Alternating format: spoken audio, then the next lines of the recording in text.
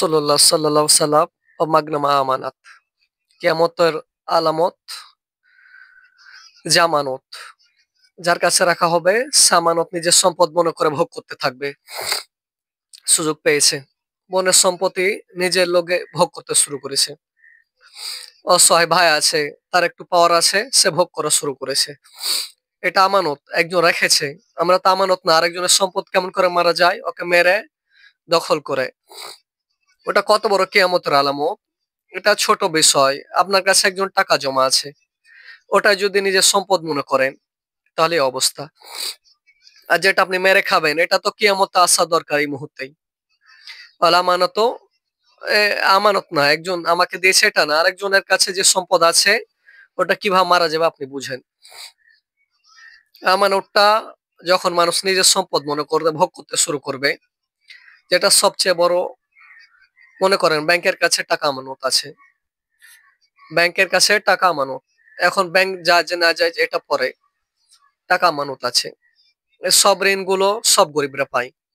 ব্যাংকের যত লোন আছে, বড় বড় যত হাজার হাজার কোটি টাকা লোন, এগুলা সব গরিবরা পায়।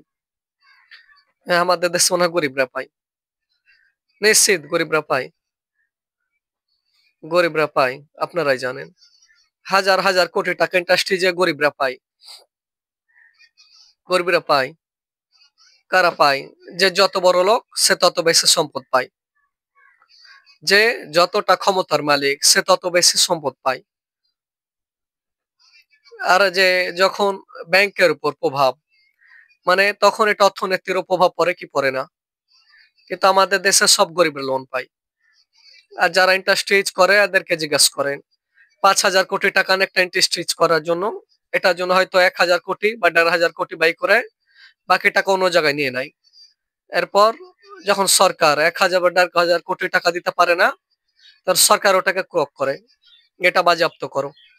মাঝখানে লাভ হয়ে গেছে 3,000 কোটি টাকা, স্বাভাবিক বিষয়। তা আমানত, ব্যাংকে মানুষ বলে আমানত রেখেছি, আমানত রেখেছি, কিন্তু আমানতের খেয়ানত যে কিভাবে হইতেছে আল্লাহ জানে। বিষয়টা বোঝেন। রাসূল সাল্লাল্লাহু আলাইহি ওয়াসাল্লাম যে যুগে বলেছে ওই যুগের না, ওই যুগের অনেক বছর পরের ঘটনা, যে রাসূল সাল্লাল্লাহু আলাইহি ওয়াসাল্লাম দুনিয়া থেকে গেছে। প্রায় যাওয়ার 90 বছর হয়ে গেছে। 90 বছর হয়ে গেছে।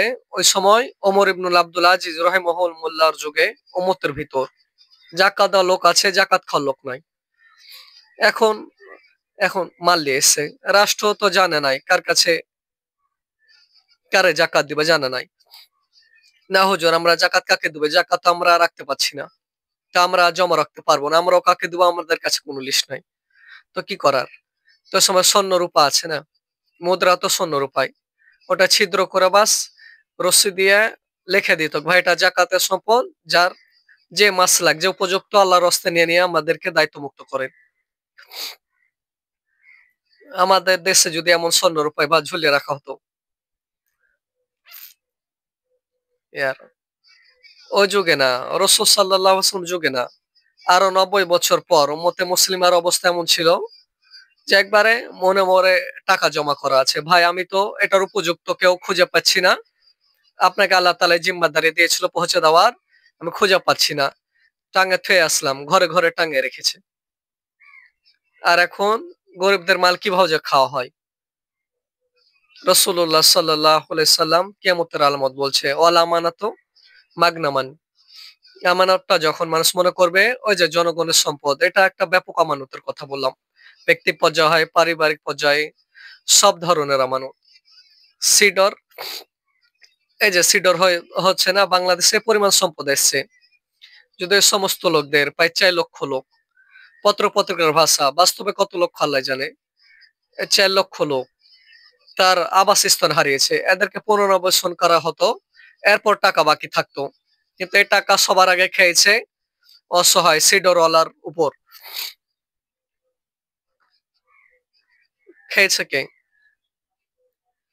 যাদের ক্ষমতা আছে, যারা এই কাজে নিয়োজিত, এরা সবার আগে এটাকে নিজের সম্পদ মনে করে খেয়েছে। শুধু ওই জায়গায় না, আমরা ছোট কালে যখন দেখতাম, এখন ফ্যাশন হয়ে গেছে, আগে দেশে মেম্বার, মেম্বার আর গমচোর এই শব্দটা একবারে কি বলবো, একবারে প্রতিশব্দ একসাথেই বলতো। মানে দুষ্টামি করে বলতো কিরে তোর বাপ গম চোর হয়েছে। আমাদের দেশের শব্দ, সবাই মনে হয় ভালো আপনাদের দেশে। মানে একটু গম আছে, গমটা কার জন্য আছে সবাই জানে। আর যারা চেয়ারম্যান মেম্বার ছিল ওরা তো দু একজন তো থাকবেই, দু একজন বিশ্ব আলোচনা না, সৎ তো থাকবে, কিন্তু যে গম অসহায় গরিবদের জন্য আছে, ওই গম কম করে গম করে কে? হুজুর সাল্লাল্লাহু আলাইহি সাল্লাম যুগে সাহাবারা কল্পনা করেনি, আমাদের কাছে এই বিষয়টা স্পষ্ট। এরপর আমরা এটা কিয়ামতের আলামত ভুলে গেছি।